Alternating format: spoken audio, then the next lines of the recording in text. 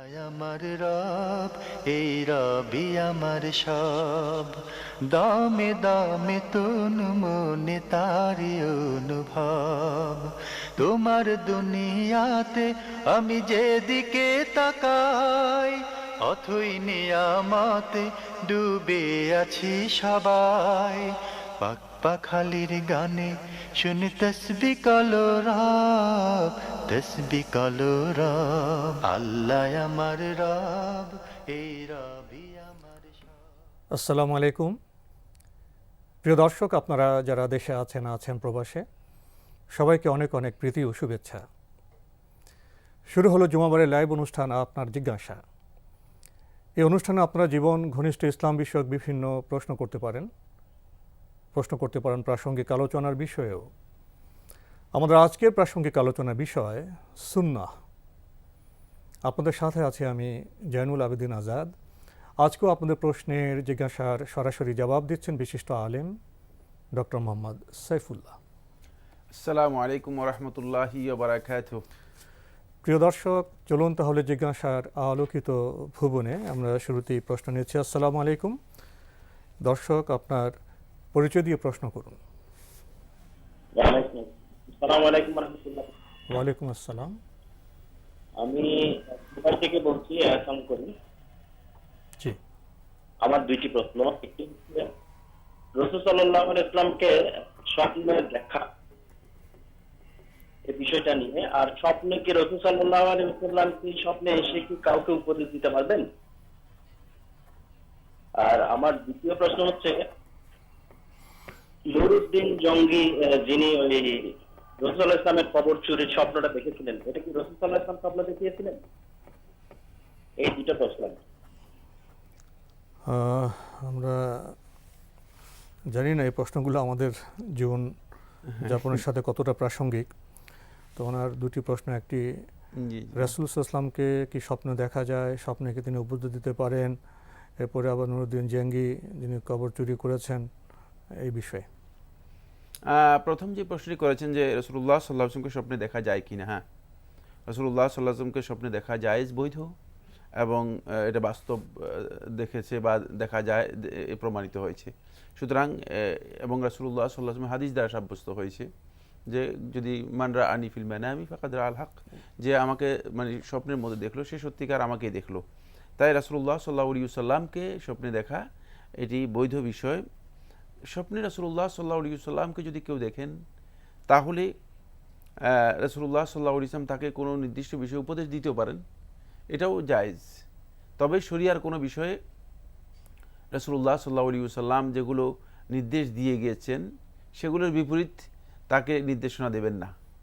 যদি সেই বিপরীত কোনো নির্দেশনা দিয়ে আসে, তাহলে বুঝতে হবে এটা আল্লাহ নবী সাল্লাল্লাহু আলাইহি ওয়াসাল্লামকে স্বপ্নে দেখেননি, বরং অন্য কেউ মানে কাউকে স্বপ্ন দেখেছেন, মানে সেটি রাসূলুল্লাহ সাল্লাল্লাহু আলাইহি ওয়াসাল্লামকে স্বপ্নে দেখা নয়। রাসূলুল্লাহ সাল্লাল্লাহু আলাইহি ওয়াসাল্লাম বিশেষভাবে কোনো ব্যক্তি যদি কোনো বিষয়ে নির্দেশনা বা উপদেশ দেন, সেটা দেওয়াও জায়েজ রয়েছে, দিতে পারেন। এখানে একটি গুরুত্বপূর্ণ বিষয় রয়েছে, সেটা হচ্ছে এই রাসূলুল্লাহ সাল্লাল্লাহু আলাইহি ওয়াসাল্লামকে স্বপ্নে দেখার বিষয়টি সেভাবেই হতে হবে যেভাবে রাসূলুল্লাহ সাল্লাল্লাহু আলাইহি ওয়াসাল্লামের অবয়ব, শারীরিক কাঠামো যেভাবে বর্ণিত হয়েছে সেভাবেই। তো ওই হুবহু যদি সেভাবে কেউ না দেখেন, রাসূলুল্লাহ সাল্লাল্লাহু আলাইহি ওয়াসাল্লামকে তিনি স্বপ্নে দেখেননি, বরং অন্য কেউ অথবা অন্য কোনো শয়তান তাকে বিভিন্নভাবে ওয়াসওয়াসা দিয়েছে, রাসূলুল্লাহ সাল্লাল্লাহু আলাইহি ওয়াসাল্লামকে তিনি স্বপ্নে দেখেননি। তাই যিনি স্বপ্নে দেখবেন তিনি হুবহু রাসূলুল্লাহ সাল্লাল্লাহু আলাইহি ওয়াসাল্লামের অবয়ব সম্পর্কে, শারীরিক কাঠামো সম্পর্কে যেই পরিচিতি মানে রাসূলুল্লাহ সাল্লাল্লাহু আলাইহি ওয়াসাল্লামের শামাইলের মধ্যে এসেছে, ঠিক শামাইল অনুযায়ী যদি মিলে, তাহলেই সত্যিকার অর্থে তিনি রাসূলুল্লাহ সাল্লাল্লাহু আলাইহি ওয়াসাল্লামকে স্বপ্নে দেখেছেন। আর কবর চুরির প্রসঙ্গটি, এখানে একটি গুরুত্বপূর্ণ বিষয় রয়েছে, সেটা হলো স্বপ্ন দেখানোর দায়িত্ব কিন্তু রাসূল সাল্লাল্লাহু আলাইহি ওয়াসাল্লামের না। স্বপ্ন দেখানোর কাজটি মূলত আল্লাহ রাব্বুল আলামিনের। এটি আল্লাহর পক্ষ থেকে এক প্রকারের ওয়াহী, আল্লাহর পক্ষ থেকে এক প্রকার ওয়াহী। যখন এই স্বপ্নটি শুদ্ধ হবে, মানে সহিহ হবে, যথাযথ হবে, সত্য হবে, তখন এটা আল্লাহর পক্ষ থেকে হবে। তাই স্বপ্ন রাসূল সাল্লাল্লাহু আলাইহি ওয়াসাল্লাম কখনো দেখাবেন না। রাসূল সাল্লাল্লাহু আলাইহি ওয়াসাল্লাম তো মাখলুকাতের দায়িত্বের মধ্যে অন্তর্ভুক্ত নয়। এটা সরাসরি আল্লাহ সুবহানাহু ওয়া তাআলা আল্লাহর বান্দাদেরকে স্বপ্নে কোনো বিষয় সম্পর্কে দেখানোর যদি আল্লাহ সুবহানাহু ওয়া তাআলা প্রয়োজন মনে করেন, অনুগ্রহ করেন, তাহলে কোনো বিষয় সম্পর্কে তাদেরকে আল্লাহ রাব্বুল আলামিনের লাইনে পক্ষ আরো থেকে প্রশ্ন দেখান। অপেক্ষা করছে। তাই এটা নুরুদ্দিন জাঙ্গিয়া যে ঘটনাটি উল্লেখ করেছেন, এটা মানে তিনি মানে স্বপ্নে দেখেছেন। এই স্বপ্নটি আল্লাহ সুবহানাহু ওয়া তাআলার পক্ষ থেকে তাকে একটা নির্দেশনা, যেহেতু এটি একটি ষড়যন্ত্র ছিল ইহুদিদের, আমরা অনেকে এই বিষয় সম্পর্কে পড়েছি, এবং এই বর্ণনাটি অধিকাংশ আহলুত তাহকিক বলেছেন যে শুদ্ধ। আমরা আরেকটি টেলিফোন নিচ্ছি। আসসালামু আলাইকুম, দর্শক আপনার পরিচয় দিয়ে প্রশ্ন করুন। ওয়ালাইকুম সালাম, জয়পুর হাটতে বলছিলাম, আসেন আমি। জি ভাইয়া বলুন। ভাই আমার একটা প্রশ্ন একটু সাজেশন দেবেন, সেটা হচ্ছে যে একটু বড় করে বলতে হবে, প্লিজ একটু ধৈর্য ধরে শুনবেন। ভাই আপনি একটু সংক্ষিপ্ত করে বলুন। হ্যাঁ, ঠিক স্পষ্ট শুনতে পাচ্ছি না, একটু ধীরে স্পষ্ট করে বলুন। আচ্ছা আচ্ছা, আজ থেকে 5 বছর আগে একটা মানুষের সঙ্গে, মানে পুরুষ মানুষের সঙ্গে আমি মোবাইলে প্রতারণা করি, বুঝছেন। তাকে কিন্তু খারাপ কাজে উদ্বুদ্ধ করি, মানে খারাপ কাজ যে সহযোগিতা করবো বলে প্রতারণা করি। আর তার কাছে আমি একটা ওয়াদা নেই যে আমার নাম যদি প্রকাশ করেন তাহলে আপনার আমল বরবাদ হবে। আমি নাম কাছে এই ওয়াদাটা নেই। পরে তার কাছে আমি পরিচয় দিই, সব নাম প্রকাশ করলে তার আমল বরবাদ হবে। এখন আমার নাম প্রকাশ করছে কিনা জানি না, তবে সে লোকটা মারা গেছে। আর তাকে আমি খারাপ কাজে কোনো সহযোগিতা করিনি, শুধু প্রতারণা করছিলাম। পরে আমি বলছিলাম যে না, এগুলো আমার দ্বারা হবে না। আমি কি তার আমল বরবাদ হবে এরকম একটা শর্ত দিচ্ছিলাম। আর আমার নাম প্রকাশ করলে সেই ক্ষেত্রে এখন সে প্রকাশ করলে আমি তাকে মাফ করে দিলাম, যে প্রকাশ না করে তাও মাফ করে দিলাম। আমি অপরাধটা কত বড় অপরাধ করলাম, সেক্ষেত্রে আমি মাফ যোগ্য কিনা, মানে ক্ষমার যোগ্য কিনা। ধন্যবাদ আপনাকে। আপনাদের এইসব প্রশ্ন, এটা মুসলিম হিসেবে জীবনযাপনের কোন পর্যায়ে এসে চলে আসে, এই বিষয়গুলো তো আপনারা সহজভাবে জানতে পারেন, আশেপাশের লোক থেকে জানতে পারেন। দীর্ঘ এই বিষয়গুলো আপনারা আমাদের প্রশ্ন করেন, আপনাদের প্রশ্ন পেয়েছেন তো? প্রশ্নটি পেয়েছি। এক ভাইয়ের সাথে প্রতারণা করেছেন, এটি হারাম কাজ। সহিহ মুসলিমের রাওয়ায়াতের মধ্যে রাসূলুল্লাহ সাল্লাল্লাহু আলাইহি ওয়াসাল্লাম ইরশাদ করেছেন, মান গাশশানা ফালাইসা মিন্না, যে আমাদের সাথে প্রতারণার কাজ করলো অথবা ধোঁকাবাজির কাজ করলো, সে আমাদের অন্তর্ভুক্ত হতে পারবে না। এটি অত্যন্ত কঠিন, মানে রাসূলুল্লাহ সাল্লাল্লাহু আলাইহি ওয়াসাল্লামের পক্ষ থেকে মানে সতর্কবাণী, যে আমাদের সাথে প্রতারণার কাজে লিপ্ত হলো। অন্য একটি হাদিসের মধ্যে রাসূলুল্লাহ সাল্লাল্লাহু আলাইহি ওয়াসাল্লাম বলেছেন, সহিহ বুখারী হাদিসের মধ্যে রয়েছে, যে লিকুল্লি গাদিরিন ইয়াউমাল কিয়ামাতি লিওয়া, যে কিয়ামতের দিন প্রত্যেকটা মানে গাদের, সে বিশ্বাসঘাতক বা প্রতারক, সে তার ঝান্ডা নিয়ে উঠবে, প্রতারণার ঝান্ডা তার সাথেই উঠবে। সুতরাং এটি আপনি বড় ধরনের অপরাধ করেছেন। আল্লাহ সুবহানাহু ওয়া তাআলার কাছে অত্যন্ত খালিসভাবে তওবা করার জন্য চেষ্টা করুন। বাকি আপনি যে শর্ত দিয়েছেন তাকে, এই শর্ত বাতিল, এই শর্তের কোনো ভিত্তি নেই। রাসূলুল্লাহ সাল্লাল্লাহু আলাইহি ওয়াসাল্লাম হাদিসের মধ্যে ইরশাদ করেছেন, কুল্লু শারতিন লাইসা ফি কিতাবিল্লাহি ফাহুয়া বাতিল, যে শর্ত আল্লাহর কিতাবের মধ্যে নেই, এবং একজনের উপর আপনি শর্ত আরোপ করে থাকেন, এটা বাতিল, এই শর্তের কোনো গ্রহণযোগ্যতা নেই। কারণ আমল বরবাদ করার দায়িত্ব আপনারও না, তারও না, এটা আল্লাহ সুবহানাহু ওয়া তাআলা ছাড়া কারো কর্তৃত্বের মধ্যে অন্তর্ভুক্ত নয়। তাই এই শর্তটি মানে আপনি দিয়েছেন, এটি বাতিল একটি শর্ত।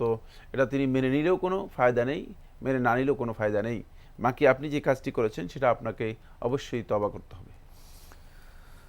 আমরা আরেকটি টেলিফোন নিচ্ছি। আসসালামু আলাইকুম, দর্শক আপনার পরিচয় দিয়ে প্রশ্ন করুন। হ্যালো, আসসালামু আলাইকুম। ওয়ালাইকুম আসসালাম। আচ্ছা, আমার দুটো প্রশ্ন আর কি। একটা প্রশ্ন হচ্ছে যে সালাতুত তাসবিহ নামাজ কি সহিহ হাদিসে আছে? আর আরেকটা প্রশ্ন হচ্ছে যে এই যে রমজান মাসে তো আমি লাইন পাই না, রমজান মাসে আরেকটা প্রশ্ন, যে এই যে রমজান মাসে বলে 8 রাকাত নামাজ, তারাবি নামাজ, এটা কি সহিহ হাদিসে আছে নাকি আমরা 20 রাকাত 30 রাকাতই পড়বো? আমার এই দুইটা প্রশ্ন আর কি। ধন্যবাদ আপনাকে। উনি সালাতুত তাসবিহ নামাজ সম্পর্কে জানতে চেয়েছেন, এটা কি সহিহ হাদিস সম্মত? সালাতুত তাসবিহের ব্যাপারে হাদিস রয়েছে, হাদিস ইমাম তিরমিজি তার সুনানের মধ্যে বর্ণনা করেছেন, কিন্তু হাদিসটি বাতিল, গ্রহণযোগ্য নয়।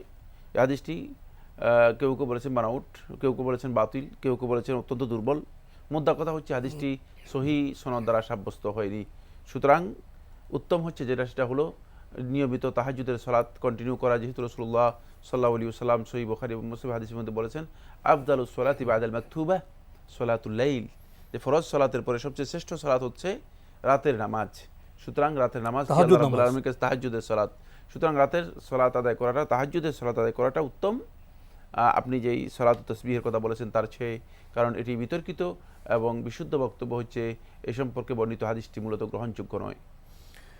আমাদের দর্শক রমজানের লাইন পাননি, কিন্তু ওনার প্রশ্ন তো রয়ে গেছে। জি, সে প্রশ্ন হলো তারাবি কি 8 রাকাত পড়বেন না 20 রাকাত পড়বেন? আপনি 8 রাকাতও পড়তে পারেন, আপনি 20 রাকাতও পড়তে পারেন। 8 রাকাতের বিষয়ে 20 রাকাতের বেশি তো পড়তে পারেন। সহিহ হাদিস সাব্যস্ত হয়েছে। রাসূলুল্লাহ সাল্লাল্লাহু আলাইহি ওয়াসাল্লাম থেকে উম্মুল মুমিনিন আয়েশা রাদিয়াল্লাহু তাআলা আনহা বর্ণনা করেছেন, সহিহ বুখারী এবং মুসলিমের মধ্যে এই হাদিসটি সহিহ বুখারীর মধ্যে সাব্যস্ত হয়েছে। সুতরাং আপনি মানে সেটাকে যদি অনুসরণ করেন তাহলে 8 রাকাতও পড়তে পারেন। আবার যদি আপনি মনে করেন যে আরও বেশি পড়বেন রাতের নামাজ, তাহলে আপনার জন্য বৈধ 20 রাকাতও পড়তে পারেন, আরও বেশিও পড়তে পারেন। 2 রাকাত 2 রাকাত 2 রাকাত 2 রাকাত করে আপনি যতটুকু সম্ভব পড়তে পারেন, জায়েজ রয়েছে। প্রিয় দর্শক, আমরা আরেকটি টেলিফোন নিচ্ছি। আসসালামু আলাইকুম, পরিচয় দিয়ে প্রশ্ন করুন। হ্যালো, আমরা আপনাকে শুনতে পাচ্ছি, পরিচয় দিয়ে প্রশ্ন করুন। জি আমি 3টে প্রশ্ন করব। জি, আমার প্রথম প্রশ্ন হচ্ছে যে আমরা যে সুন্নত নামাজগুলা পড়ি তারপরে কোনো আমল বা আছে কিনা যেটা ফরজ নামাজের আগে পড়তে হবে? আপনি বুঝতে পারছেন আমার প্রশ্ন? জি জি জি বলুন। আর দ্বিতীয় প্রশ্ন হচ্ছে যে আদি মাসে 3টা যে 13, 14, 15 রোজা রাখা হয়, এটা কি শুধুই নফল রোজা নাকি এটার বিশেষ কোনো ফজিলত আছে? জি, আর তৃতীয় প্রশ্ন হচ্ছে যে নবী সাল্লাল্লাহু আলাইহি সাল্লাম যে সোমবার এবং বৃহস্পতিবার রোজা রাখা পছন্দ করতেন, এখন আমি রোজা রাখতে চাচ্ছি কিন্তু দেখা যায় মানে আগের দিন ঘুমালাম কিন্তু ভোর রাত্রে আর মনে নাই বা উঠতে পারি না, এখন কি আগের রাত্রে একটা সময় ভাত খেয়ে আমি মানে রোজা নিয়ত করে ঘুমাতে পারি? ধন্যবাদ আপনাকে, বেশ গুরুত্বপূর্ণ কয়েকটি প্রশ্ন করেছেন। ওনার প্রথম প্রশ্ন, জি, সুন্নত নামাজ পড়ার পরে কিছু কি আমল আছে ফরজ নামাজের আগে? না, ফরজের আগে সুন্নাত নামাজ পড়ার পর বিশেষ কোনো আমল নেই। যদি সময় থাকে তাহলে তিনি তাসবিহ পড়তে পারেন, সময় থাকে তিনি কোরআন তেলাওয়াত করতে পারেন, সময় থাকে তিনি মানে সুনির্দিষ্ট কোনো আমল নেই। সুনির্দিষ্ট কোনো আমল নেই। সময় থাকলে তিনি মানে কাউকে কোনো ভালো উপদেশও দিতে পারেন। সবটাই জায়েজ রয়েছে। তবে সবচেয়ে সুন্দর হচ্ছে, উত্তম হচ্ছে সেটা হলো সময় থাকলে তিনি কোরআনে কারীম তেলাওয়াত করতে পারেন, যেহেতু এটা একটা আফদালুজ জিকির, সবচেয়ে উত্তম জিকির, ভালো জিকির, তাই কোরআন তেলাওয়াত করতে পারেন। জি, উনি আরও জানতে চেয়েছেন আরবি মাসে 13, 14, 15 যে রোজা রাখা হয়, এটা কি শুধু নফল রোজা না এর আরও কোনো ফজিলত বা বৈশিষ্ট্য আছে? না, এটি নফল রোজা নয়, এটি সুন্নাহ রোজা। রাসূলুল্লাহ সাল্লাল্লাহু আলাইহি ওয়াসাল্লাম হাদিসের দ্বারা সাব্যস্ত হয়েছে এবং রাসূলুল্লাহ সাল্লাল্লাহু আলাইহি ওয়াসাল্লাম বলেছেন যে এই 3 দিন যে যারা সিয়াম পালন করবে কাআন্নামা সামাদ দাহর, মনে হয় যেন সে সারা জীবন সিয়াম পালন করলো। সুতরাং এটি ফজিলত রয়েছে, এর ফজিলত হাদিস দ্বারা সাব্যস্ত হয়েছে এবং এই সিয়ামটি মূলত মানে আল্লাহ নবী সাল্লাল্লাহু আলাইহি ওয়াসাল্লাম অত্যন্ত গুরুত্ব আরোপ করেছেন, তাই এটি সুন্নাহ, এটা নফল সিয়াম নয়। উনি শেষে জানতে চেয়েছেন সোম এবং বৃহস্পতিবার রোজা রাখা তো রাসূল সাল্লাল্লাহু আলাইহি ওয়াসাল্লাম পছন্দ করতেন। এখন এই ক্ষেত্রে ওনার প্রশ্ন হলো সেহরি প্রসঙ্গ, জি, যে ঘুমিয়ে থাকেন, সেহরি ওই ওয়াক্তে শেষ সাথে খেতে পারেন না, আগে 1টা 1:30 দিকে খেলে হবে কি না, সেহরির অবস্থাটা কি? না, সেহরি আপনি যদি না খেতে পারেন কোনো অসুবিধা নেই, সেহরি না খেয়েও সিয়াম পালন রোজা করতে রাখা পারবেন। যায়। রোজা রাখা তবে আপনার জন্য জায়েজ। সেহরির বরকত থেকে বঞ্চিত সেহরির হবেন। বরকত থেকে আপনি বঞ্চিত হবেন, কিন্তু মানে এর আগে 1টা বাজে কোনো সেহরির সিস্টেম নেই যে সেহরি আপনি 1টা বাজে করলেন। কিন্তু তারপরে যদি আপনি দেখেন যে আমার উঠার আশঙ্কা থাকে, আবার সেহরি করতে পারবো কিনা, তাহলে 1টা বাজে আপনি খেয়ে আপনি সেহরি হবে না, খাওয়া হবে। খাওয়া হবে, হ্যাঁ, খাওয়া হলে আপনি সিয়াম পালন করতে আপনার জন্য সহজ হবে। তাহলে আপনি সেই কাজটা করতে পারেন। আপনি খেয়ে শুয়ে গেলেন, তারপরে আপনি যদি কোনো কারণে উঠতে না পারলেন, তাহলে আপনি একসাথে যে নিয়ত করেছেন তার জন্য আপনি ইনশাআল্লাহ তাআলা হয়তো সওয়াব পাবেন। তো মূল কথা হলো যে সেহরি না খেয়েও রোজা রোজা যাবে। রাখা যাবে। জি, আমরা আরেকটি টেলিফোন নিচ্ছি। আসসালামু আলাইকুম, দর্শক আপনার পরিচয় দিয়ে প্রশ্ন করুন। ওয়ালাইকুম আসসালাম। আসসালামু আলাইকুম, আমি লক্ষ্মীপুর থেকে মোমেনা বেগম বলছি। জি বলুন। আমার 3টে প্রশ্ন। জি, আমার প্রথম প্রশ্ন, আমরা প্রয়োজনে আমরা হয়তো হাট বাজারে যাই, যাওয়ার পরে হয়তো আমরা নামাজের টাইম আমাদের আযান দিলে বাজারে মসজিদে হয়তো মহিলাদের কোনো মানে ব্যবস্থা থাকে না নামাজের, এমন অবস্থায় আমরা হয়তো অজু থাকে না, তায়াম্মুম করতে পারি না, তখন আমরা কি করবো? টাইম যদি করতে হয় বাজারে, মানে বোরকা গায়ে থাকে, বোরকার হাতার উপর থেকে টাইম করা যাবে? মানে এই একটা প্রশ্ন। আরেকটা প্রশ্ন হচ্ছে পানের সাথে চুন খায়, পাথরের চুন খায়, এই চুনটা কি খাওয়া যায় যাচ্ছে? আরেকটা প্রশ্ন, জি হ্যালো আমরা যে মানে মোবাইলে হ্যাঁ তখন তো সেলাম দিই, সেলাম দেওয়ার পর যদি সারা না পাই হয়তো আমরা হ্যালো হ্যালো বলি, এই হ্যালো হ্যালো বলাটা কি যায় যাচ্ছে কিনা? এই 3টে প্রশ্ন। ধন্যবাদ আপনাকে। প্রথম প্রশ্ন যে হাটে বাজারে যান মহিলারা, যে আজান হয়, নামাজের ব্যবস্থা থাকে না, আবার অজু না থাকে না, তায়াম্মুম করলে বোরখা নিয়ে তায়াম্মুম কীভাবে করবে, কিন্তু ব্যবস্থাপনা বিষয় জি। কোন বিষয়ে গুরুত্ব দিবেন? নামাজকে গুরুত্ব দেবেন না হাট বাজারকে গুরুত্ব দিবেন? এবং নামাজের সময়টাকে উনি সংরক্ষণ করবেন, সেফে রাখবেন, না হাট বাজারটাকে আপনি বেশি গুরুত্ব দেবেন? কি করবেন উনি? না, উনি যেটা বলেছেন আমি বুঝতে পেরেছি। আসলে যেহেতু আপনি বাজারে যাচ্ছেন, সেখানে আপনাকে খেয়াল রাখতে হবে যে সলাতের বিষয়টি আপনাকে গুরুত্ব দিয়েই, মানে সলাতের ম্যানেজমেন্ট ঠিক করে তারপরে আপনাকে মানে সালাতের সময়কে ফিক্সড রেখে বাজারের সময়টা সমন্বয় করবেন এবং আপনি মানে উজু করেই যাবেন, মানে উজু করেই আপনাকে, মানে যেহেতু আপনি সলাত টাইম আপনি বুঝতে পারছেন, সলাতের ওয়াক্ত সম্পর্কে জানা আছে আপনার, সুতরাং সেখানে আপনি আগে থেকেই ম্যানেজমেন্ট করে নিতে হবে, ব্যবস্থাপনা করে নিতে হবে। এখানে তায়াম্মুমের কথা বলেছেন, তায়াম্মুমের মানে কোনো সুযোগ নেই, কারণ হলো তায়াম্মুম কখন, মানে উজু না করতে পারলে তায়াম্মুম, ব্যাপারটা এমন নয়। তায়াম্মুম পানি না পেলে তায়াম্মুম, পানি যেহেতু আছে বাজারে, যদি আপনি যান বাজারে তো প্রত্যেক জায়গাতেই পানি রয়েছে, সুতরাং সেখানে তায়াম্মুমের প্রশ্নই আসে না। তাই আপনি যেভাবে বলেছেন সেভাবে শুদ্ধ নয়, মানে এই পদ্ধতি আপনার শুদ্ধ হবে না। আর যদি মসজিদের ব্যবস্থা না থাকে তাহলে অন্য কোথাও দোকানের পাশেও আপনি সালাত আদায় করতে পারেন, মানে একটু আড়ালের মধ্যেও সালাত আদায় করতে পারেন, সেই ব্যবস্থা। আবার সেখানে মানে যদি এমন সালাত হয়ে থাকে যেই সালাতগুলো মনে করেন তাখির করা যেতে পারে, ডিলে করা যেতে পারে, অথবা যেমন মাগরিব এবং এশা হয়, এশা পর্যন্ত ডিলে করা যায়, তাহলে আপনি সেখানে ডিলেও করতে পারেন। আসলে এই মাসআলাটি মানে অনেক দীর্ঘ একটি আলোচ্য বিষয় এবং এটা ব্যবস্থাপনার সাথে জড়িত বিষয়। সবচেয়ে বেশি মানে গুরুত্ব পাবে আপনি সলাৎ কিভাবে আদায় করবেন সেটাকে প্রথমে ঠিক করে তারপরে আপনাকে মার্কেটিংয়ে গেলে তাহলে আপনি দেখবেন যে সলাৎও আদায় করতে পেরেছেন ঠিক মতো, আবার আপনি মার্কেটিংও সুন্দরভাবে করতে পেরেছেন। এটা নিজের উপর নির্ভর করছে যে আপনি কিভাবে সে ব্যবস্থা করেছেন, মানে ব্যবস্থা করেই আপনাকে এগোতে হবে। এখানে আপনি নামাজ জমা করার একটি বিষয় এনেছেন, যে মাগরিব এশা। তো আমরা তো জানি যে মুসাফির অবস্থা নামাজ জমা করা যায়, হাটে বাজারে গেলে এই অবস্থায় কি নামাজ জমা করা যায়? জি, মুসাফির অবস্থায় মানে এটা একটা পয়েন্ট, মানে এছাড়াও আরও বিভিন্ন পয়েন্টে মানে সালাত জমা করা যায়। তার মধ্যে বৃষ্টি যখন হয় তখন সালাত জমা করা যায়। যেমন এই কয়েকদিন আগে আমরা কুয়েতে গিয়েছিলাম, প্রচুর বৃষ্টি হয়েছে, মাগরিব এবং এশা একসাথে পড়ে ফেলেছে। তাহলে আপনার বিভিন্ন বাজারে গেলে পরিস্থিতির কারণে জমা করা যাবে, পরিস্থিতির কারণে আমাদের বিরতিতে যেতে হবে। উনি তো আরেকটু কয়েকটা প্রশ্ন করেছেন, চুন খাওয়া কি যাবে? পানি চুন খায়, পাথরের চুন, মানে চুন খাওয়াটা না জায়েজ নয়, চুন খাওয়াটা জায়েজ রয়েছে। তবে যদি মানে কোনো ডাক্তার এটা মানে বলে যে চুন আপনি যদি যেমন লবণ খাওয়া জায়েজ, কিন্তু লবণ যদি অধিক পরিমাণে খায় মানে এটা হারাম নয়, ডাক্তার বললে ক্ষতিকর হলে সেটা বাদ দিতে হবে। জি। আমরা এখনই ব্রেকে যাব। আপনি আরেকটি সমস্যা বলেছেন, মোবাইলে সালাম দেবেন না হ্যালো দেবেন? না, সালাম দেওয়াটাই হচ্ছে আমাদের কালচার। বাকি আরে হ্যালো বলার পর তো সালাম দেওয়া যাবে, হ্যালো বলাটা না জায়েজ নয়। আর হ্যালো বলার পর তো সালাম দেওয়া যাবে। জি। আমরা একটি টেলিফোন নেব। আসসালামু আলাইকুম। দর্শক, আপনার পরিচয় দিয়ে প্রশ্ন করুন।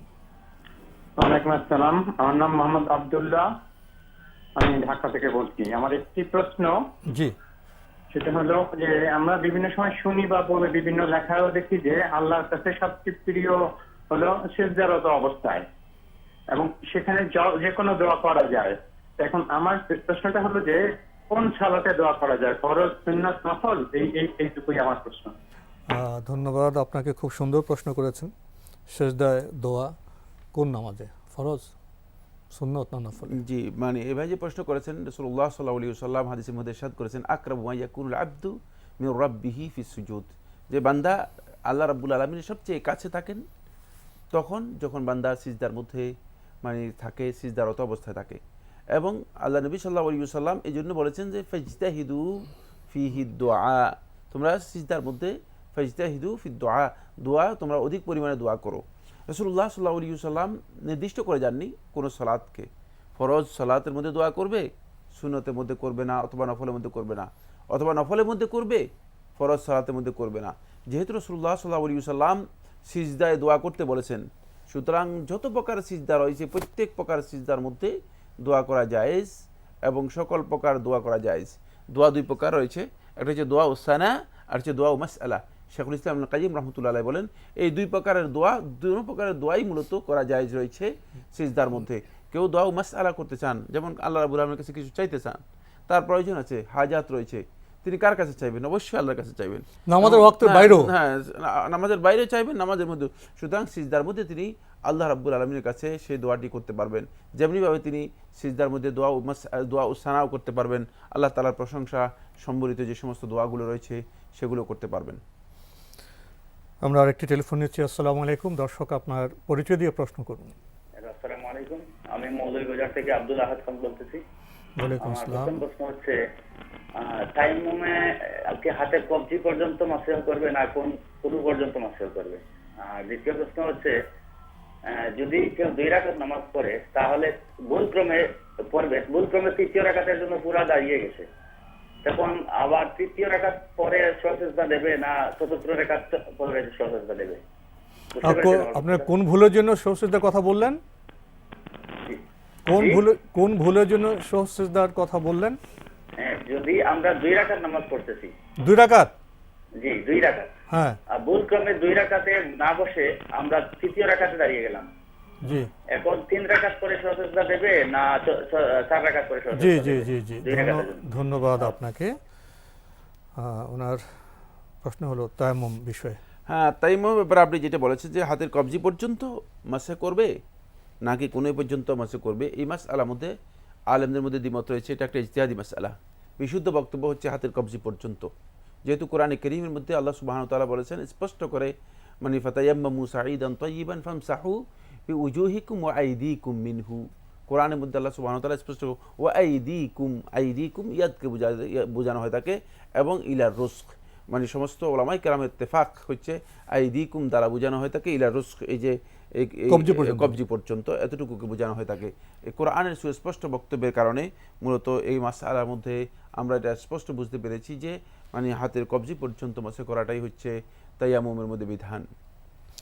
দ্বিতীয় প্রশ্ন, 2 রাকাত বিশিষ্ট নামাজে দ্বিতীয় রাকাতে আপনার ভুলে উঠে গেলেন, তৃতীয় রাকাত পড়লেন, তো সহসিজদা কখন দিবেন? তখনই দিবেন না 4 রাকাত শেষ করে? যেখানে ভুল কনসেপ্ট তিনি যেটা বলেছেন, ভুল একটা কনসেপ্ট দিয়েছেন, সেটা হচ্ছে 2 রাকাত সালাতের মধ্যে যদি কেউ তৃতীয় রাকাতে দাঁড়িয়ে যান তিনি বসে যাবেন, তিনি 8 রাকাত কমপ্লিট করবেন, সাথে সাথে বসে যাবেন? তিনি সাথে সাথে বসে যাবেন, যখন মনে পড়বে, যখনই তার মনে পড়বে তখনই তিনি বসে যাবেন। বসে গিয়ে তিনি তারপরে তাশাহুদ করে 2 সিজদা দেবেন, বা সিজদা তাশাহু যেটা রয়েছে বা সাহু সিজদা যেটাকে বলা হয় থাকে সেটা তিনি দেবেন, কিন্তু তিনি 3 রাকাতও কমপ্লিট করবেন না, 4 রাকাতও কমপ্লিট করবেন না। আমরা আরেকটি টেলিফোন নিচ্ছি। আসসালামু আলাইকুম, দর্শক আপনার পরিচয় দিয়ে প্রশ্ন করুন। আসসালামু আলাইকুম। ওয়ালাইকুম আসসালাম। আমি আশুগঞ্জ থেকে মীর মোহাম্মদ সেলিম বলছি। জি ভাইয়া বলুন। আমার 2টি প্রশ্ন। একটি প্রশ্ন হলো যে নামাজের মধ্যে রাফিয়াইজান করার দলিল বেশি নাকি রাফিয়াইজান না করার দলিল বেশি? জি। আরেকটি প্রশ্ন হলো যে আমাদের মসজিদে শুক্রবারের জুমাতে যে 2টি খুতবা দেওয়া হয়, শেষে যে খুতবাটি দেওয়া হয় সেটি কি নবী করিম সাল্লাল্লাহু আলাইহি ওয়াসাল্লাম দিতেন? সেটি কি সুন্নাত দেওয়া? এবং জুমার নামাজের আগে যে খুতবা দেওয়া হয় তাতে করে কি 3টি খুতবা হয়ে যায় না? ধন্যবাদ আপনাকে। আসসালামু আলাইকুম। ওয়ালাইকুম আসসালাম। 2টি প্রশ্ন করেছেন। প্রথম প্রশ্ন, রাফিয়াদিনের ব্যাপারে কি দলিল বেশি না না করার ব্যাপারে দলিল বেশি? রফুল ইয়াদাইনের ব্যাপারে দলিল বেশি না না করার ব্যাপারে দলিল বেশি? রফুল ইয়াদাইনের ব্যাপারেই অনেক হাদিস রয়েছে, মানে দলিলের সংখ্যায় যদি আপনি যান তাহলে অনেক বেশি হাদিস রফুল ইয়াদাইনের বিষয় রয়েছে। আর রফুল ইয়াদাইন না করার ব্যাপারে একেবারেই হাদিস নেই। রফুল ইয়াদাইন না করা এবং করা এই বিষয় নিয়ে আলেমদের মধ্যে দ্বিমত রয়েছে। এখানে একটি হাদিসকে আব্দুল্লাহ ইবনে মাসউদ রাদিয়াল্লাহু তাআলা বর্ণিত একটি হাদিসকে তাহকিকুল মিশকাতের মধ্যে শেখ নাসিরুদ্দিন আলবানী রাহমাতুল্লাহ আলাইহি সহি বলেছেন। বাকি এ বিষয় নিয়ে যথেষ্ট বিতর্ক রয়েছে, কিন্তু সৈয়দ সাবেক রাহিমাহুল্লাহ তাআলা তিনি তার ফিকহ সুন্নাহর মধ্যে উল্লেখ করেছেন, তিনি বলেছেন যে রফুল ইয়াদাইনের হাদিসগুলো বর্ণনা করেছেন আল্লাহ নবী সাল্লাল্লাহু আলাইহি ওয়াসাল্লাম থেকে 55 জন সাহাবী। সুতরাং এটি মুতাওয়াতির পর্যায়ের একটি হাদিস। তাই কেউ ধৃষ্টতা পোষণ করা জায়েজ নেই যে রফুল ইয়াদাইন হাদিস দ্বারা সাব্যস্ত হয়নি, বরং রফুল ইয়াদাইন হাদিস দ্বারা সাব্যস্ত হয়েছে। কেউ না করতে পারে, সে তার ব্যক্তিগত বিষয় হতে পারে, কিন্তু রফুল ইয়াদাইন সহিহ হাদিস দ্বারা সাব্যস্ত হয়েছে এবং এটা মামুল বিহি রাসূল সাল্লাল্লাহু আলাইহি ওয়াসাল্লাম থেকে আরম্ভ করে আজকের দিন পর্যন্ত অধিকাংশ ওলামায়ে কেরাম এটাকে আমল করে যাচ্ছেন। সুতরাং এই সম্পর্কে অতিরিক্ত বাড়াবাড়ি না করাটা হচ্ছে উত্তম। কেউ যদি তার ইজতিহাদ অনুযায়ী তিনি মনে করেন যে আমি রফুল ইয়াদাইন করবো না, সেটা ভিন্ন কথা, সেটা ব্যক্তিগত বিষয় হতে পারে, যেহেতু আলেমদের ইজতিহাদ আছে, নামাজ তো হয়ে যাবে। কিন্তু রফুল ইয়াদাইনের ব্যাপারেই মূলত অধিকাংশ রিওয়ায়াত রয়েছে এবং হাদিসের সংখ্যা অনেক বেশি রয়েছে। ওনার দ্বিতীয় প্রশ্নটিও খুবই গুরুত্বপূর্ণ জুমার খুতবা প্রসঙ্গে। এখন তো দেখা যায় অনেক জায়গায় 3টি খুতবা হয়, এসব ঠিক আছে কিনা? না, আপনি যে বন্ধু যে প্রশ্ন করেছেন এখানে পুরাটাই বিভ্রান্তি, পুরোটাই সুন্নাহর পরিপন্থী কাজ। সুতরাং এই সুন্নাহ পরিপন্থী কাজ আমরা আমাদের খাহেশ প্রবৃত্তির অনুসরণ করে করছি, আমরা আল্লাহ নবী সাল্লাল্লাহু আলাইহি ওয়াসাল্লামের অনুসরণ করছি না। এখানে সেটা হচ্ছে আমরা আমাদের খুশি মতোই কাজগুলো করে যাচ্ছি। তাহলে সুন্নাহসম্মত খুতবাটা কেমন হবে? সুন্নাহ হচ্ছে সেটা হলো রাসূলুল্লাহ সাল্লাল্লাহু আলাইহি ওয়াসাল্লাম যে দুটি খুতবা দিতেন, প্রথম খুতবার মধ্যে উপদেশ থাকতো, দ্বিতীয় খুতবার মধ্যে বেশিরভাগ ক্ষেত্রে রাসূলুল্লাহ সাল্লাল্লাহু আলাইহি ওয়াসাল্লাম দোয়া করতেন। আর এখন 3টি খুতবা, প্রথমে একটা বাংলা খুতবা দেওয়া হয়ে থাকে, তারপর আবার আরবিতে 2টা খুতবা দেওয়া হয়ে থাকে, তারপরে যে খুতবা দেওয়া হয়ে থাকে সেই খুতবার মধ্যে মূলত কোনো ধরনের উপদেশ থাকে না, কারণ যেহেতু সেটা কেউ বুঝে না, ধারণা করা হয় আরবিতে খুতবা দিতে হবে। এই ধারণাটা কি ঠিক আছে? না, এটি অশুদ্ধ নয়, বরং শেখ মুহাম্মদ ইবনে সালেহ আল উসাইমিন রাহিমাহুল্লাহ তাআলা তিনি তার একাধিক কিতাবের মধ্যে আরকানুল ইসলামের মধ্যে বলেছেন যে এই কাজটি হারাম, যে লোকেরা বুঝে না এমন কোন বক্তব্য লোকদের উদ্দেশ্যে দেয়া। আপনি উপদেশ দিলেন কিন্তু আমি এমন ভাষায়, যে ভাষা আমরা বুঝি না, আমি কিছু বুঝি নাই, এর অর্থ হচ্ছে আপনি আসলে আমার সময় নষ্ট করেছেন, আমাকে উপদেশও দেননি এবং খুতবার পবিত্র দায়িত্ব পালিত হলো না, উপদেশ দেননি, কারণ একটি উপদেশ আমি এখান থেকে গ্রহণ করতে পারিনি। সুতরাং এটি উপদেশ হবে না এবং এটাকে মাওয়াইজা না হওয়ার কারণে এটাকে শেখ রহমতুল্লাহ আলাইহি বলেছেন যে তার ফতোয়ার মধ্যে এটি হারাম কাজ, ভুল কাজ। তাহলে বাংলাদেশের প্রেক্ষাপটে বাংলাদেশের জনবদ্ধ যে ভাষা বাংলায় 2টি খুতবা হবে। বাংলাতে বাংলায় বলতে এখানে একটু বিভ্রান্তি আসতে পারে, সেটা হলো কোরআন এবং হাদিসের টেক্সটগুলোকে বাংলাতে বুঝিয়ে দিবেন, এটা বললে খুব প্রথমে উপদেশ দিবে, বক্তব্য তো কোরআন হাদিস সম্মত হবে এবং কোরআন হাদিস তো আরবিতে বলতে হবে, সাথে এটাকে বাংলাতে বুঝিয়ে দিবেন। জি, আমরা আরেকটি টেলিফোন নিচ্ছি। আসসালামু আলাইকুম, দর্শক আপনার পরিচয় দিয়ে প্রশ্ন করুন।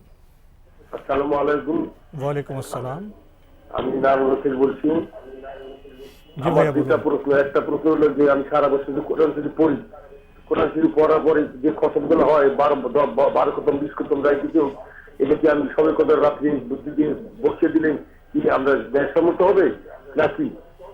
আর কোরআন শরীফের মধ্যে যে 14টা সেজদা আছে, এই 14টা সেজদা আমি কোরআন পড়া শেষ করে দিলে কি আমার এটা ন্যায়সম্মত হবে কিনা, যেটা প্রশ্ন।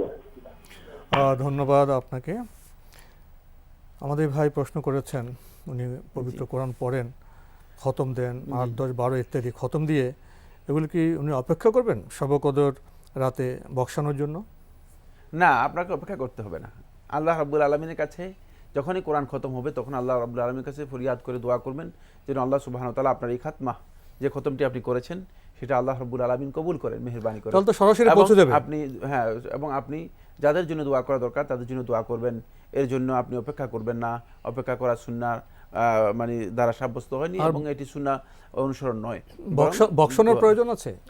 বক্সানো বলতে কি বোঝাচ্ছেন? হুজুর দেখে না, বলে এই ধরনের বক্সানোর যে পদ্ধতি আমাদের সমাজে প্রচলিত আছে, যে একজন আলেমকে ডেকে এনে অথবা হুজুরকে ডেকে এনে অথবা মুয়াজ্জিন সাহেব ইমাম সাহেবকে ডেকে এনে, এই পদ্ধতিও মূলত সুন্নাহ দ্বারা সাব্যস্ত হয়নি, এটি সুন্নাহ পরিপন্থী কথা। বান্দা আল্লাহকে বলবেন, সরাসরি চলে যাবে, সরাসরি আল্লাহ রাব্বুল আলামিনের বিরতিতে যাব, খতম করবেন। জি, তার আগে ওনার শেষ প্রশ্নটি, 14টি সেজদা উনি বলেছেন যে পবিত্র কোরআনে আছে, এই কোরআন শেষ করে একবারে দিবেন না, যখন সিজদা আয়াত আসবে তখন দেবেন? না, সিজদার আয়াত যখন আসবে তখনই সিজদা করা সুন্নাহ, তখনই সিজদা করা সুন্নাহ। সুতরাং সিজদার আয়াত তেলাওয়াত করে চলে গেলেন, এরপরে একসাথে সিজদা করলেন, এটা হচ্ছে আপনি 5 দিন না খেয়ে 5 দিনের পরে যদি আপনি খেতে যান একসাথে 5 দিনের খাবার, স্বাস্থ্য হানি হবে, এটা ভুল হবে। জি, আমরা একটি টেলিফোন নেব। আসসালামু আলাইকুম, দর্শক আপনার পরিচয় দিয়ে প্রশ্ন করুন। ওয়ালাইকুম আসসালাম ওয়া রাহমাতুল্লাহ। আমি মতিঝিল থেকে বলছিলাম। আমার 3টি প্রশ্ন। প্রথম প্রশ্ন হলো, সিজদায় তো বেশি বেশি করে দোয়া করার কথা বলা হয়েছে, তো আমরা জানি যে সূরা ফাতিহা হলো শ্রেষ্ঠতম দোয়া, আমরা যেটা নামাজে পড়ি সবসময়। তো এইটা কেউ যদি সিজদায় পড়ে সেটা কি জায়েজ আছে কিনা? যদিও জানি যে কোরআনের আয়াত পড়া নিষেধ, তো এটা একটু বলবেন। আর আমার দ্বিতীয় প্রশ্ন হলো, বলা হলো যে সহুর সিজদাতে 4 রাকাত বিশিষ্ট নামাজে আমি যদি 2 রাকাতের সময় ভুলে যাই, 3 রাকাতে উঠে দাঁড়ালাম, উঠে আমার অলরেডি সূরা ফাতিহা পড়া হয়ে গেছে, তো সেক্ষেত্রে কি আমরা সাধারণত যেটা করি যে ভুলে উঠে গেলাম, তারপরে নরমালি 4 রাকাত শেষ করে সালাম ফিরানোর আগে 2 সিজদা দিয়ে আমরা সালাম ফিরিয়ে শেষ করি। তো এখন উত্তরটা যেটা বলা হয়েছে ওটা একটু বুঝতে অসুবিধা হয়েছে, আর একটু যদি ক্লিয়ার করে বলেন। আর বুঝাতে পেরেছি? জি জি জি, ধন্যবাদ আপনাকে। প্রথমে আপনার সিজদায় তো দোয়া করাটা ভালো, দোয়া করা যায়। তো সিজদায় কি কোরআনে আয়াত পড়া যাবে? সিজদায় কোরআনে যে দোয়াগুলো আছে সেগুলো পড়া জায়েজ রয়েছে, কিন্তু সূরা ফাতিহা পড়বেন না। সূরা ফাতিহা মানে যেহেতু একটা পরিপূর্ণ একটা সূরা, যদিও দোয়ায়ের মধ্যে রয়েছে কোনো সন্দেহ নেই, কিন্তু আপনি যদি সিজদার মধ্যে পড়ে আল্লাহুম্মা ইহদিনাস সিরাতাল মুস্তাকিম, আল্লাহুম্মা ইহদিনাস সিরাতাল মুস্তাকিম, এটি জায়েজ রয়েছে।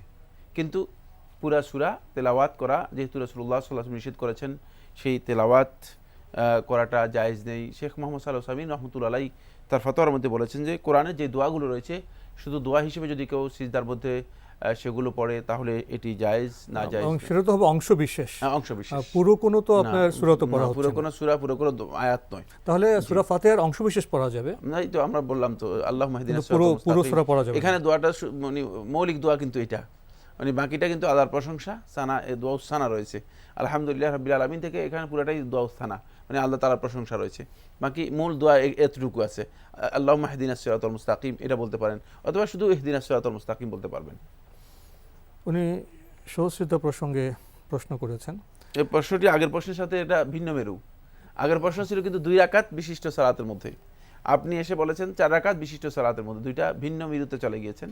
যদি 4 রাকাত বিশিষ্ট সালাত হয় তাহলে আপনি যেটা বলেছেন সেটা শুদ্ধ, সেটা হলো তাহলে তিনি যদি 3য় রাকাতে দাঁড়িয়ে যান, মানে 2য় রাকাতে বৈঠক না করেন, তাহলে তিনি কন্টিনিউ করবেন সালাত, কন্টিনিউ করে 4 রাকাত শেষ করে সিজদায় সুহ দিবেন। ঠিক আছে, আমরা আরেকটি টেলিফোন নিচ্ছি। আসসালামু আলাইকুম, দর্শক আপনার পরিচয় দিয়ে প্রশ্ন করুন। আপনি কি লাইনে আছেন? আসসালামু আলাইকুম। ওয়ালাইকুম আসসালাম, আপনার পরিচয় দিয়ে প্রশ্ন করুন। জি, আমরা যখন নামাজে আপনার পরিচয় দিয়ে প্রশ্ন করুন। আমরা যখন জামাতে নামাজ পড়ি। হ্যালো, আমরা আপনাকে কথা বলছি, আপনার পরিচয়টা দিয়ে প্রশ্ন করুন। জি, আমার নাম মোহাম্মদ নাজমুল হুদা রনি। জি, আমার প্রশ্নটি হচ্ছে যে আমরা যখন জামাতে নামাজ পড়ি, 2 রাকাত জামাতের নামাজ যদি মিস হয়ে যায়, তাহলে পরবর্তীতে যে 2 রাকাতটা পড়বো সেটার জন্য কি সূরা মিলিয়ে পড়বো? জি, ধন্যবাদ আপনাকে। পেয়েছেন তো প্রশ্ন? জি পেয়েছি। পরবর্তী 2 রাকাত যখন আদায় করবেন তখন আপনি সূরা মিলাতেও পারেন, না মিলালেও কোনো অসুবিধা নেই, আপনি শুধু সূরা ফাতিহা পড়লে যথেষ্ট হয়ে যাবে। আমাদের আজকের প্রাসঙ্গিক আলোচনার বিষয় ছিল সুন্নাহ। সুন্নাহ শব্দটি আমাদের একেবারেই পরিচিত, কিন্তু মানে সুন্নাহর মধ্যে মূলত এই পরিভাষার সাথে আমাদের এক বিশাল বিভ্রাট বা বিভ্রান্তি জড়িত আছে। সেই বিভ্রাট বা বিভ্রান্তি থেকে একটু দৃষ্টি আকর্ষণ করবো সুন্নাহর যে ডেফিনেশন রয়েছে, যে সংজ্ঞা রয়েছে সেই সংজ্ঞার মধ্যে।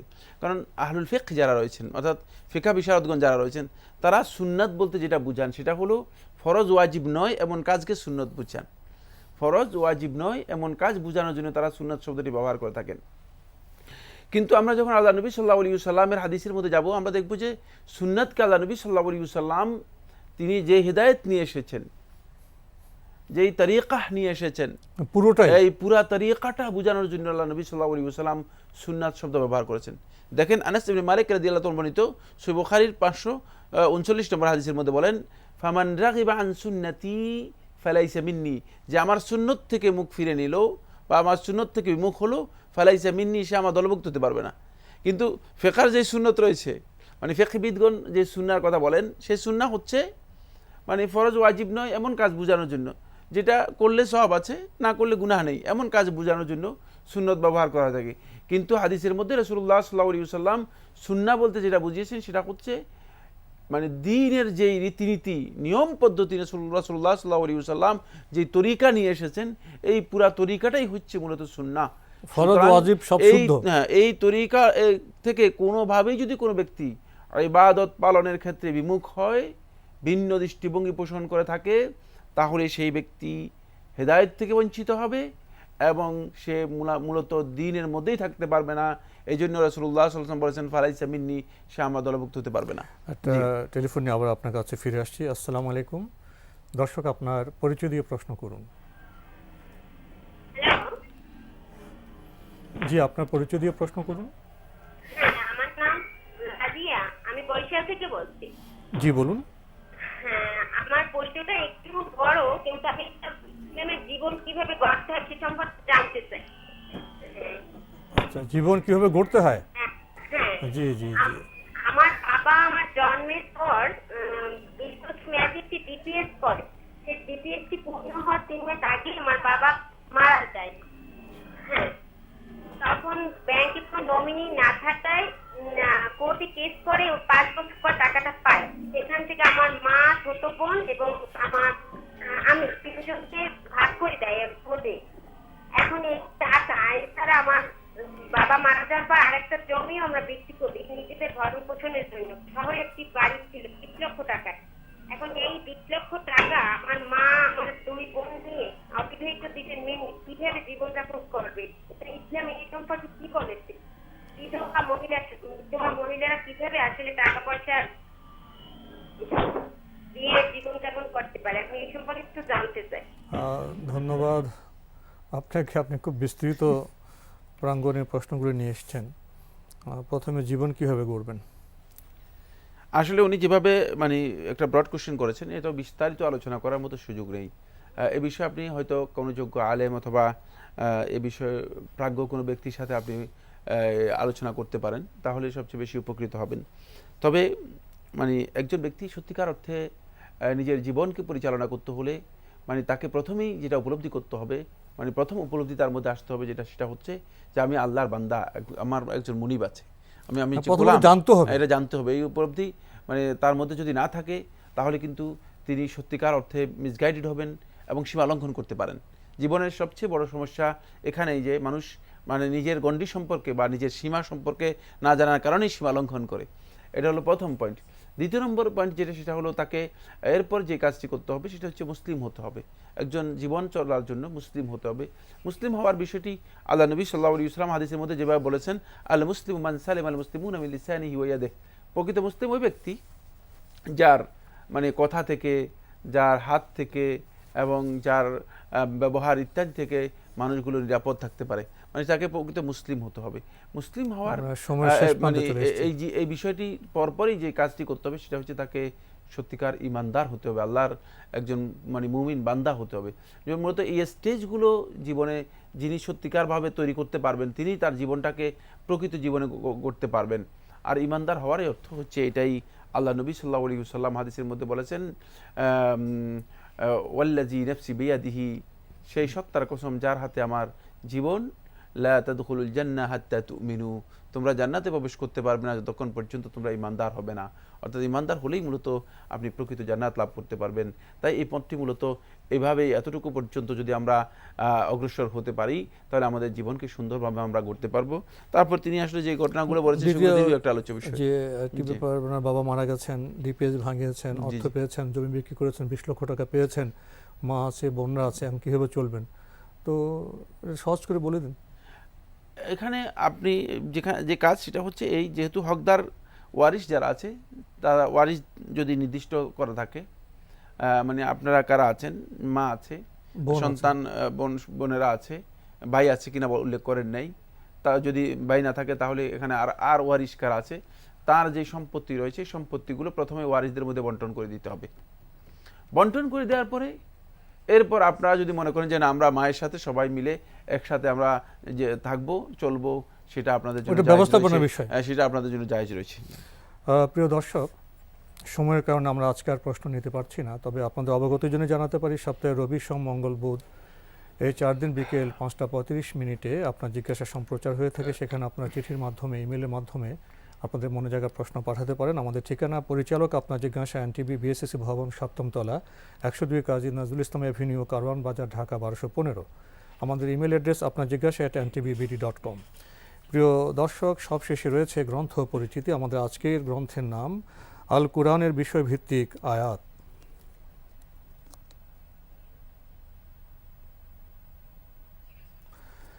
আল কুরআনের বিষয়ভিত্তিক আয়াত এই গ্রন্থটি প্রকাশ করেছে মিনা বুক হাউস, আর সংকলন করেছেন প্রকৌশলী মইনুল হোসেন।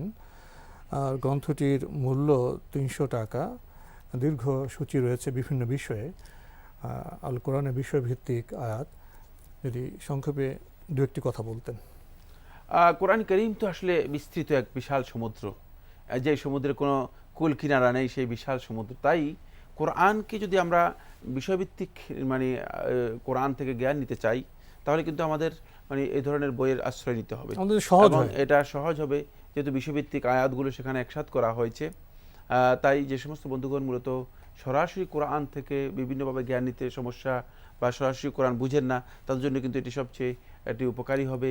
আর কোরআনের যত বেশি আমরা জ্ঞান নিব, তত বেশি আমরা হেদায়েতের মাধ্যমে আলো লাভ করতে পারবো এবং আমাদের নিজেদের জীবনকে সত্যিকার কোরআনের আলোকে আমরা গঠন করতে পারবো। আমাদের এখানে শেষ করতে হচ্ছে। আপনাকে অনেক ধন্যবাদ। আপনাকে অশেষ ধন্যবাদ।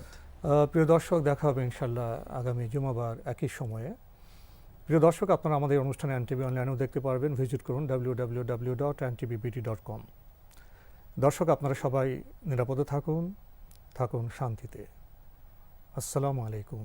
আল্লাহ আমার রব, এই রবি আমার সব, দামে দামে তন মনে তারি অনুভব। তোমার দুনিয়াতে আমি যেদিকে তাকাই, অথই নিয়ামতে ডুবে